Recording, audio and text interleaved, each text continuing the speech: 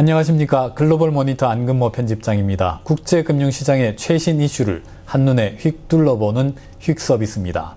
금융시장에서 가장 중요한 벤치마크죠. 미국 10년 만기 국채 수익률이 밤사이에 결국 1.50% 아래로 떨어지고 말았습니다. 그동안 꾸준히 인플레이션과 금리를 중심에 놓고 설명을 드려왔는데 제법 중요한 변화로 여겨집니다.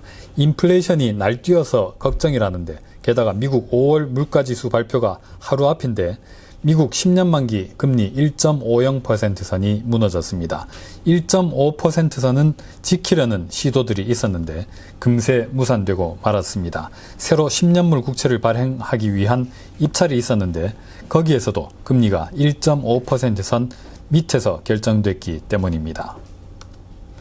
어제 말씀드렸던 일명 디센딩 트라이앵글 역시 결국 무너지고 말았습니다. 차트상으로도 기술적으로도 좀 위태했는데 결국 지탱해내지 못했습니다.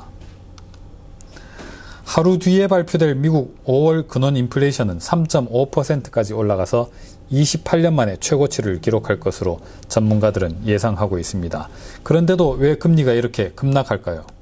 한마디로 요약하면은 숏 커버링입니다. 금리가 많이 오를 거라고 보고 채권 가격이 많이 떨어질 거라고 보고 이렇게 숏 포지션을 대대적으로 쌓았던 투자자들이 황급히 채권을 다시 사들이고 있다는 겁니다. 어제 말씀드렸듯이 물가 압력은 일시적으로 그친다는 연준의 설득이 먹혀들고 있습니다. 그래서 채권 시장 기대 인플레이션이 연일 급락 중입니다. 다음 주 FOMC에서는 테이퍼 논의가 좀 더 진전될 전망입니다. 중앙은행이 무책임하게 인플레이션을 불러일으킬 것 같지는 않아 보인다는 거죠. 수급상의 배경도 있습니다. 은행들이 대대적으로 채권을 사들이고 있습니다. 유동성 홍수에 빠진 단기자금 시장 투자자들이 국채 시장으로 넘어오고 있다는 분석도 있습니다. 밤사이 하루짜리 연준 영래포에 5천억 달러가 넘는 자금이 몰렸습니다. 금리를 한 푼도 안 주는데도 불구하고 연준에 돈을 맡기겠다는 기관들이 역대급으로 줄을 섰습니다. 지금 한 달짜리 미국 재정증권이라고 해봐야 금리가 0.001%밖에 안 됩니다. 그래서 단기금리에 반비례해서 연준 영래포에는 자금이 마구 쌓여 올라갑니다. 이런 자금들 중 일부가 만기가 좀 짧은 국채 시장으로 이동한다는 겁니다. 게다가 인플레이션 걱정을 좀 덜어주는 지표가 어제 중국에서 있었습니다. 지난달 중국의 생산자 물가는 1년 전에 비해서 9% 급등한 것으로 나타났습니다. 예상치는 8.5%였는데 그보다 오름폭이 훨씬 더 확대돼서 나왔습니다. 13년 만에 가장 큰 폭으로 올랐습니다.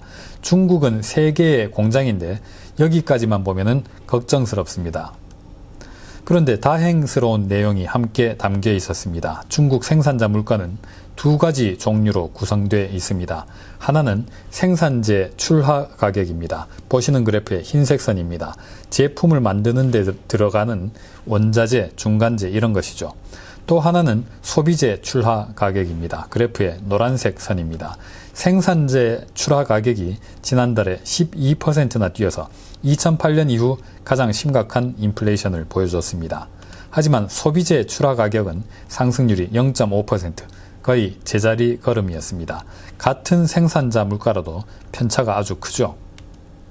이런 흐름이 소비자 물가에도 반영됐습니다. 지난달 중국의 생산자 물가가 9%나 올랐지만 소비자 물가는 1.3% 상승하는 데 그쳤습니다.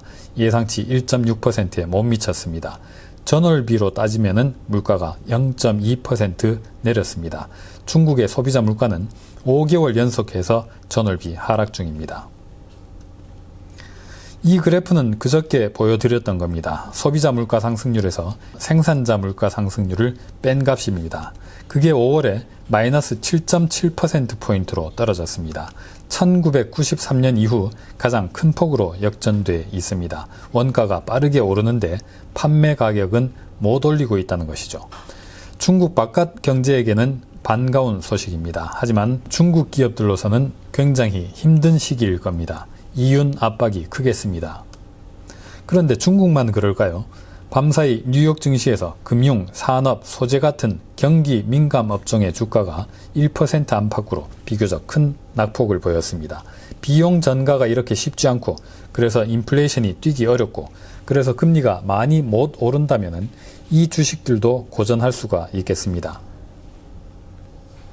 물론 금융시장은 변덕이 심합니다. 오늘 밤 미국 물가 발표에 또 어떤 반응을 보이는지 한번 봐야겠습니다. 오늘은 여기까지 하겠습니다. 감사합니다.